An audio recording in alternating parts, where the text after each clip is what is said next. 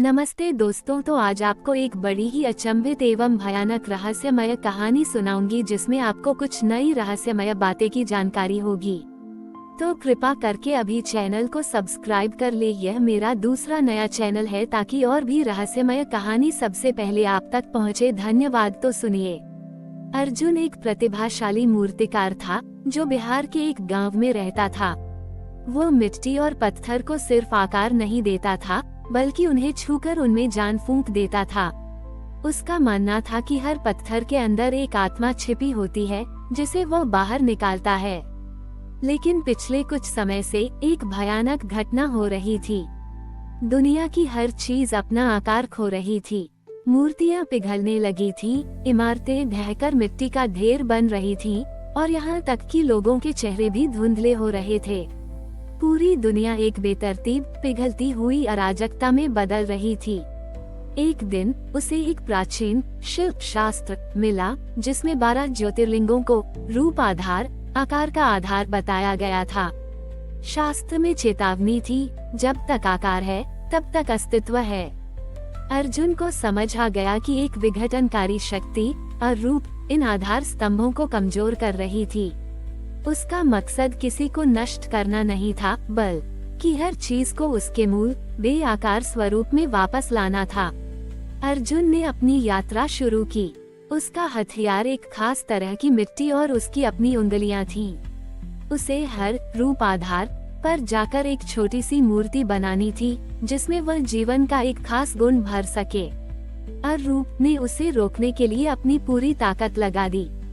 वो एक धुंध की तरह उसका पीछा करता जो उसके बनाए गए हर आकार को पिघला देता था। उसकी मिट्टी हाथ में लेते ही तरल हो जाती थी और उसके औजार मुड़ने लगते थे। सोमनाथ में उसने पिघलती रेत से एक मछली की मूर्ति बनाई जिसमें उसने जीवन का गुण भर दिया। त्रयंबकेश्वर में उसने धुंध से एक पर्वत की आकृति बनाई जिसमें उसने स्थिरता का गुण भर दिया। उसकी यात्रा एक ऐसी लड़ाई थी जहां दुश्मन दिखता नहीं था, लेकिन हर कदम पर उसका असर महसूस होता था। उसका अंतिम पड़ाव ओंकारेश्वर था जो सृष्टि के पहले नाद का प्रतीक है। यहाँ अरूप सबसे शक्तिशाली था।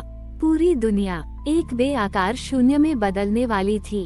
अर्जुन ने महसूस किया कि उसकी उंगलियां भी पिघलने लगी थीं।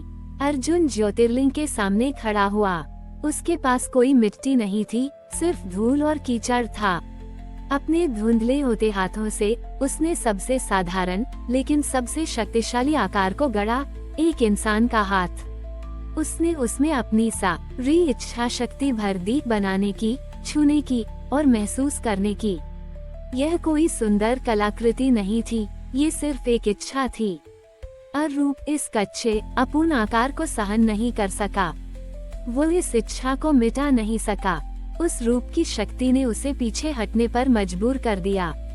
दुनिया के सभी आकार फिर से कठोर हो गए और हर चीज को उसकी पर छोटी ही भाषा वापस मिल गई।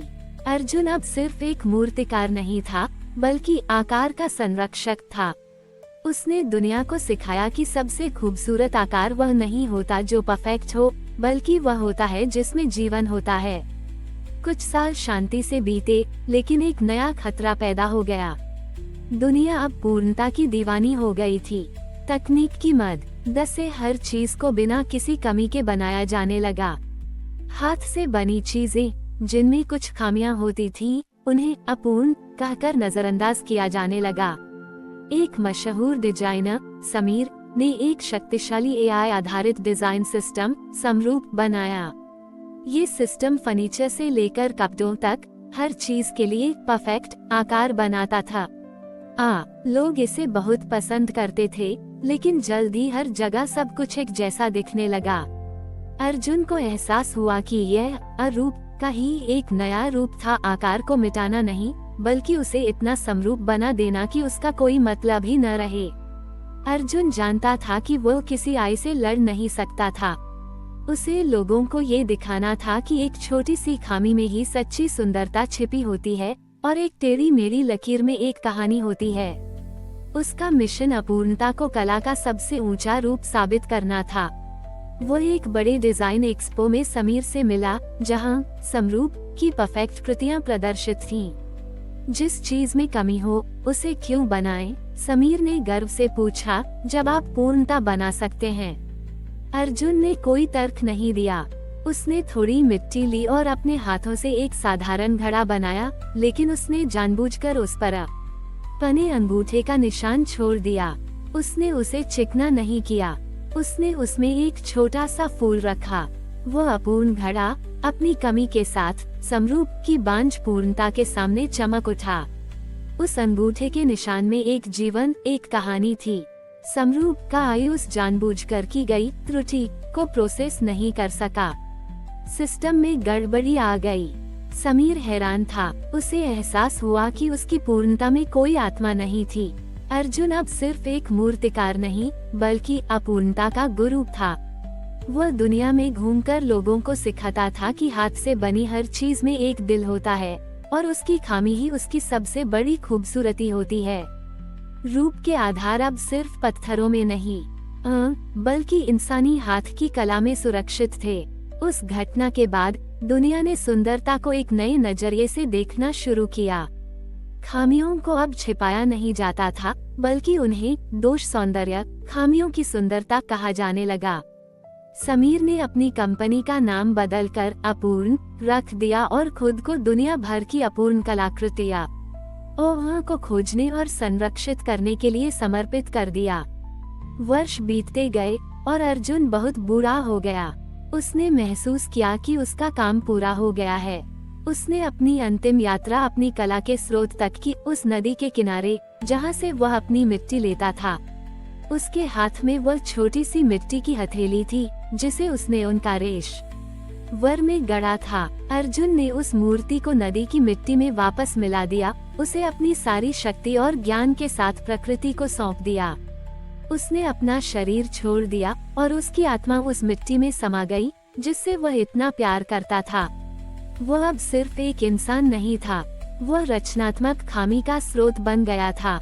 आज भी जब कोई कलाकार अपने हाथों से कुछ बनाता है, तो उसे अपनी उंगलियों में एक हल्की सी प्रेरणा महसूस होती है, जैसे कोई अदृश्य हाथ उसे मार्गदर्शन कर रहा हो। रूप के आधार अब सिर्फ ज्योतिर्लिंगों में नहीं, बल्कि हर उस रचना में रहते हैं जो इंसान के हाथ से बनती है। कहानी एक ऐसे नायक के साथ समाप्त होती है जिसने दुनिया को सिखाया कि सबसे खूबसूरत आकार वह होता है जिसमें बनाने वाले की आत्मा बसी हो। सबसे बड़ी कृति वह नहीं है जो निर्दोष हो, बल्कि वह है जो अपनी कहानी कहती है। हमारी और भी आध्यात्मिक एवं अनोखी कहानियाँ देखने के लिए हमारे चैनल पर जाएं तथा धार्मिक एवं पौराणिक अनोखी कहानियाँ हमारे चैनल पर है। कृपया जाके देखें तथा हमारे चैनल को सब्सक्राइब करके रखें और वीडियो लाइक जरूर करें। धन्यवाद।